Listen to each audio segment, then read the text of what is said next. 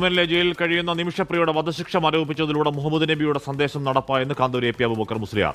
വധശിക്ഷയ്ക്ക് മാപ്പ് നൽകാൻ ഇസ്ലാം പറയുന്നുണ്ട് എന്ന് കുടുംബങ്ങളെ ബോധ്യപ്പെടുത്തി. യമനിലെ ചർച്ചകൾക്ക് നേതൃത്വം വഹിച്ച സുന്നി പണ്ഡിതൻ കേരളത്തിലെത്തുമെന്നും കാന്തപുരം അബൂബക്കർ മുസ്ലിയാർ 24-നോട് പറഞ്ഞു. കൊലക്കുറ്റം ചെയ്ത ആൾക്ക് മാപ്പ് ചെയ്തു കൊടുക്കാനുള്ള അധികാരം കുടുംബങ്ങൾക്ക് ഉണ്ട് എന്ന് മനസ്സിലാക്കി കൊടുക്കുകയാണ് ചെയ്തിട്ടുള്ളത്. ആ ഒരു വിഷയം മാത്രമല്ല, അങ്ങനെ പല സംഭവങ്ങളും നാം ചെയ്തു കൊടുക്കാറുണ്ട്.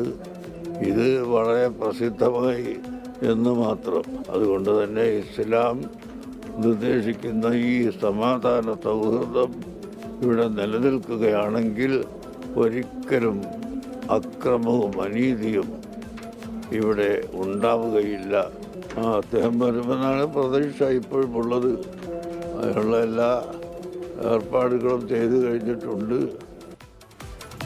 ദീപക് നമ്മുടെ ചേരുന്ന വിവരങ്ങൾ. ദീപക്, ഈ മതത്തിന്റെ ചട്ടക്കൂടിനകത്ത് നിന്നുകൊണ്ട് ചെയ്യാൻ കഴിയാവുന്ന സഹായങ്ങൾ ഒരുപാട് ചെയ്യാറുണ്ടെങ്കിലും ഇത് എല്ലാവരും അറിഞ്ഞു എന്നുള്ളതേ ഉള്ളൂ എന്നുകൂടി കാന്തപുരം പറഞ്ഞു വെക്കുന്നുണ്ട്. ദീപക്, പല സഹായങ്ങളിലൊന്നു മാത്രമായിരുന്നു ഇത്, അല്ലേ?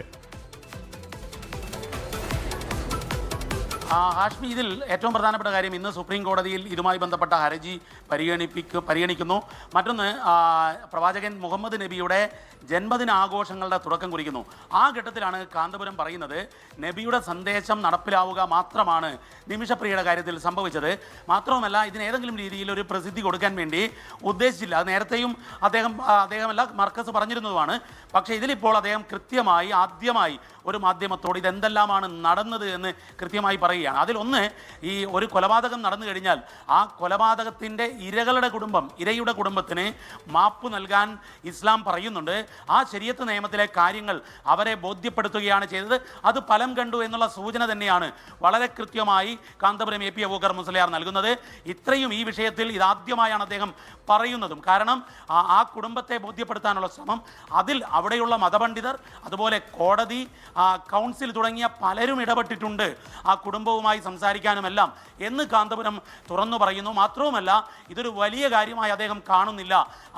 അദ്ദേഹത്തിൻ്റെ വാചകം ഇതാണ്: ഇതുപോലെ പലതും ചെയ്യാറുണ്ട്, പക്ഷേ ഇത് പേര് പോലെ തന്നെ നിമിഷം കൊണ്ട് പ്രിയമായ വാർത്ത വലിയ രീതിയിൽ പ്രസിദ്ധമായി എന്നുള്ളതാണ് കാന്തപുരം പറയുന്നത്.